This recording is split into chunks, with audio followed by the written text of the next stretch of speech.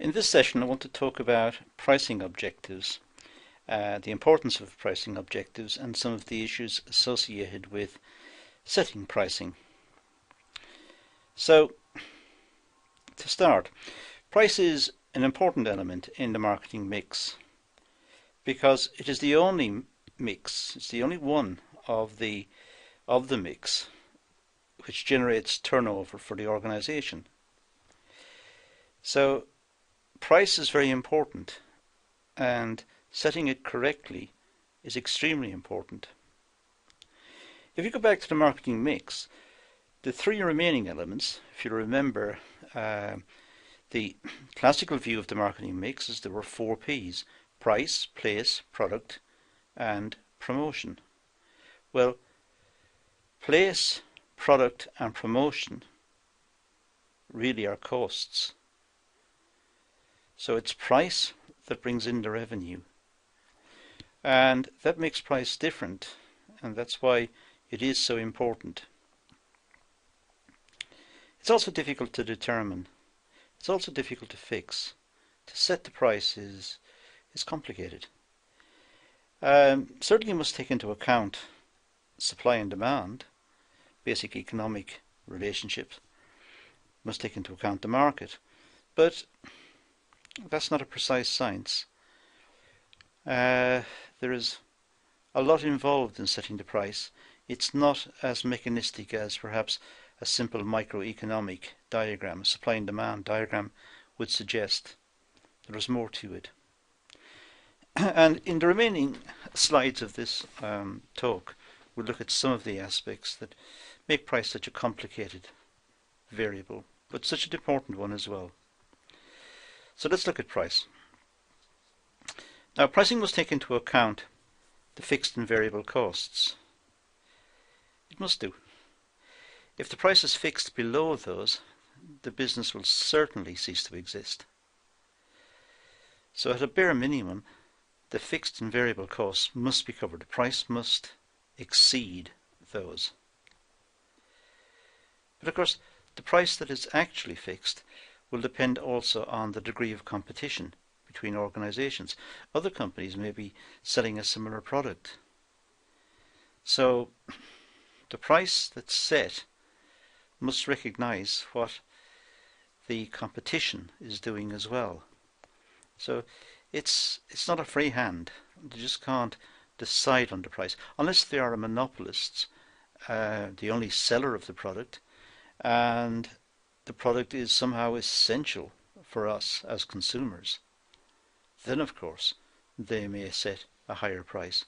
We would call that an abusive market, and sometimes governments step in to stop companies setting high prices if they find themselves in a monopoly position. But for most cases, they must cover the fixed and variable costs, but they must also recognize what the competition is charging. And what are the company objectives anyway? Are the objectives to survive, to make a big profit, to reinvest? I mean, the company objectives needs to be taken into account when setting the price. What are the objectives? The positioning strategies also need to be looked at. Whereabouts in the market will the product be positioned? Will it be high quality, low quality? What sort of product is it, and what reasonably can they expect as a price? It boils down really to, are customers willing to pay a premium? Perhaps they're not. Perhaps they don't see it as a luxury good. It's a run-of-the-mill good perhaps, and they're just willing to pay just to get it. They're not overly excited. On the other hand, they may be. So it depends on the product, but it's an essential question to ask. Are customers willing to pay a premium to get this product? Now, you can see from that list how complex setting the price is going to be. There is no rule, there's no equation here, there's no formula. It's intuition really. Let's look at the price objectives. What are the organization's objectives, and how does this, or how do they influence the pricing decision? What are the objectives of the business? And what are the organization's objectives in setting the price? Are they trying to squeeze out the competition? Are they trying to put the competition under pressure, perhaps force them out of the market? Or are they trying to set a price that will generate more profits for them? What's the objective exactly? What are they trying to achieve? And asking the question is interesting, because many organizations don't actually pose the question. They seem to run on autopilot. Set the price, see if it works. If it covers costs and makes a profit, okay. This is actually forcing something into the open.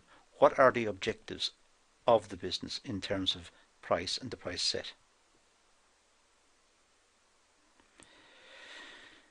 Pricing objectives are goals that the organization aims to achieve when deciding on the cost of its product or services. So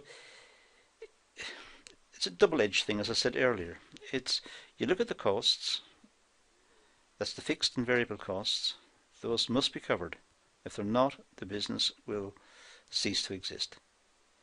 But look at the costs and then try to decide what sort of markup on the costs perhaps will be added. What percentage on the cost will be added to try and generate the profit? And what are the competitors doing anyway?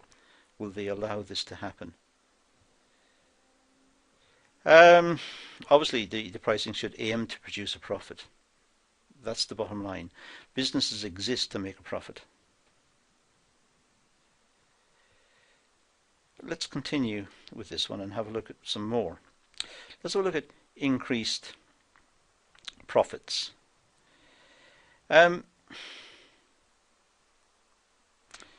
In economic theory, they often talk about maximize current profit or maximum profit, or maximize profits and minimize costs and so on. The information is really not available to the business person to maximize anything. They can't possibly know the market. They don't know the market. Even with very good market research, it's still hit and miss. So I wouldn't say they aim to maximize anything. They aim to make a good profit, one that they're happy with.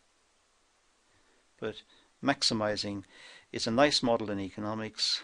It's an interesting model in economics because it marks off the extreme.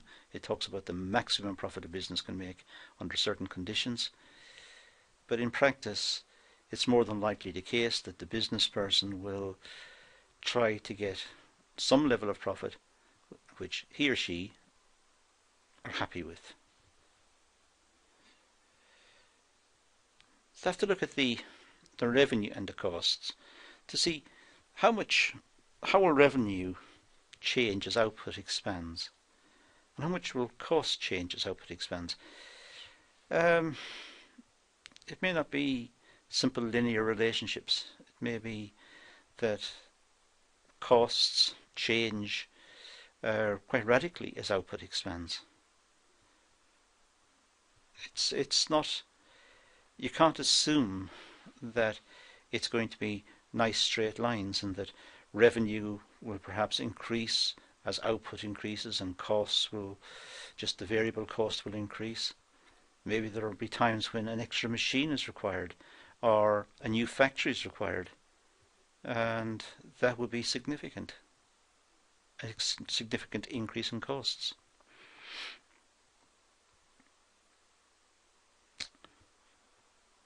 Certainly the price influences the revenue. Increase long-term profits by increasing market share and developing ways to lower costs. Well, that's the ambition. That's what business people are trying to do all the time, to lower costs, to be innovative, to find new, interesting ways of producing the product, cheaper, but also looking at the revenue and what's happening in the market, looking at what the competitors are doing, trying to increase the market share. That's important.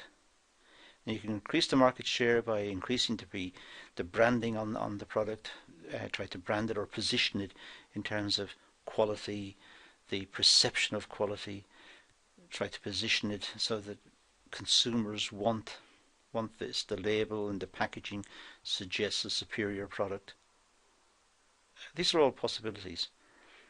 Essentially, what they must do is just simply look at the relationship between pricing and revenue and recognize all the other parts I've just been mentioning.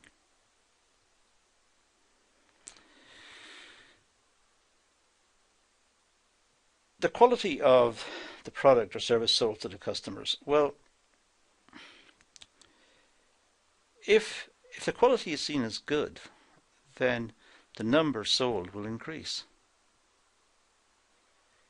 If the quality is seen as good, the quantity will increase if the perception of the quality is good. So if the quantity increases, and let's say the price is fixed, then the revenue would increase, because revenue is just price times quantity. So there is a relationship between the quantity sold and the revenue. There's a relationship between the price and the revenue.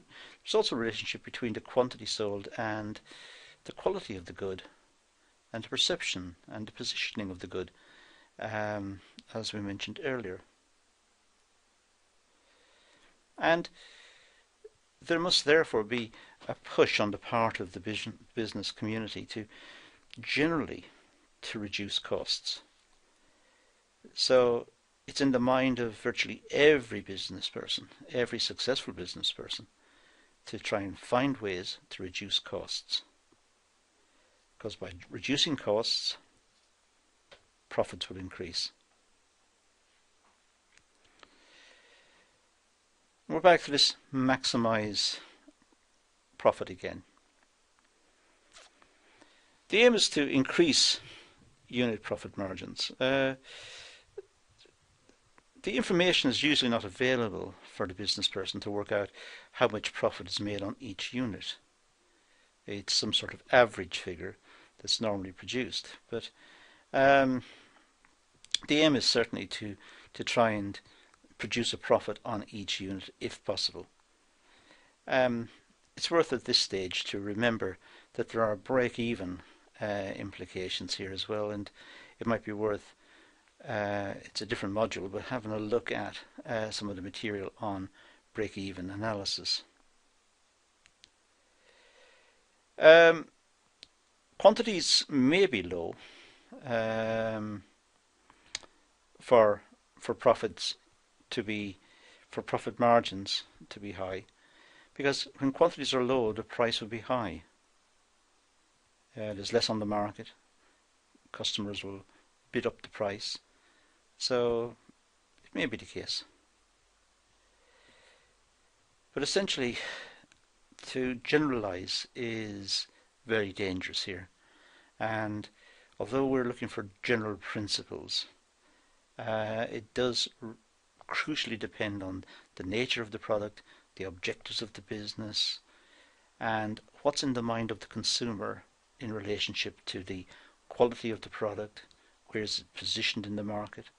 So there are many other factors to take into account. Let's talk about quality leadership for a second. The price of the product may indicate high quality or low quality. Price is often associated with quality. Sometimes something that's expensive doesn't have to actually have very high quality, but in the mind of the purchaser, it's expensive, and therefore they're expecting high quality. So there is a relationship.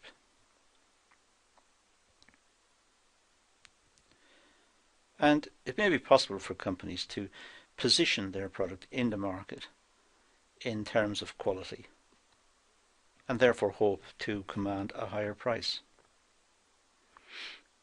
It's also the case, of course, that they need to recover their costs. It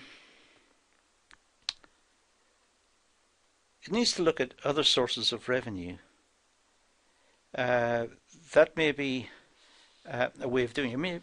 By this I mean here to sell essentially the same product in different markets, which is known as price discrimination. But it may be possible for some to be able to sell in one market at one price and in a different market at a different price, which brings in a different source of revenue. It comes from a different area. There are conditions for this to happen, and they're dealt with in economics. And I don't propose to get into them here, but you may look up online what are the conditions for price discrimination, which would be useful in the context of this discussion. But cost recovery is something that the business people are certainly trying to do, because that is the minimum. So setting the price to recover costs, that's essential. It's also essential for the long-term survival of the business to cover the costs and produce a profit. There is no point in staying in business if they are just covering costs. You may as well close the business down. So there must be incentive to keep the business running, and the incentive to keep it running are profits. So getting the pricing right to generate sufficient profit to keep the business running is important. Which really takes us to this idea of survival. The aim is to keep market share. The aim is to maintain the market share. So set a price and generate the impression or the position of quality in the market. Set the price and aim at least to keep market share. That is important. And keeping market share is extremely important if the market starts to contract. Because losing market share at a time when the market is contracting is a disaster. It's a double-edged disaster. Losing market share, so selling a smaller proportion of the market, and the market itself is declining, that would be very bad for the organization, to say the least. The initiative is to set prices to cover costs. We've already talked about that. Sometimes when adverse conditions arise, there might be some temporary solutions. For example, having a sale, setting the price low, trying to generate interest in the product, or having some sort of promotion to try and generate interest in the product. Temporary, because it's at the cost of profits themselves, but it may be a way of promoting its market share, but a temporary solution. The status quo, well, what is standing still? What does it mean? Try to maintain the stable profit by adopting a standard price. Don't change the price often, it can alienate the consumers. Constant changes in prices alienate consumers. Don't make the pricing system complex. Don't have a whole range of discounts which are complicated to work out. Don't have a range of pricing structures. Keep it simple. So the status quo, try to keep market share through adopting a standard price, a standard straightforward price, and try to avoid price wars. The competitors don't stand idly by when a different strategy is being ironed out. If the company decides to lower its price, the other companies may lower their prices as well. This is just destructive right across the sector. Everybody's losing. In fact, there may be a price war. The other companies may then cut their price even further and further again until nobody is left. So avoiding a price war is essential. So setting the price and not changing it frequently or changing it with care is absolutely essential. Okay, so in this session we've talked about the more practical issues associated with pricing. This is a long way from the very simple view of, let's say, supply and demand, but it's a very important topic. Price is important because it generates revenue, whereas the other three P's, the place, product and promotion, are costs. So price enjoys a special status. And that's really all I want to say in this session. So thank you for watching.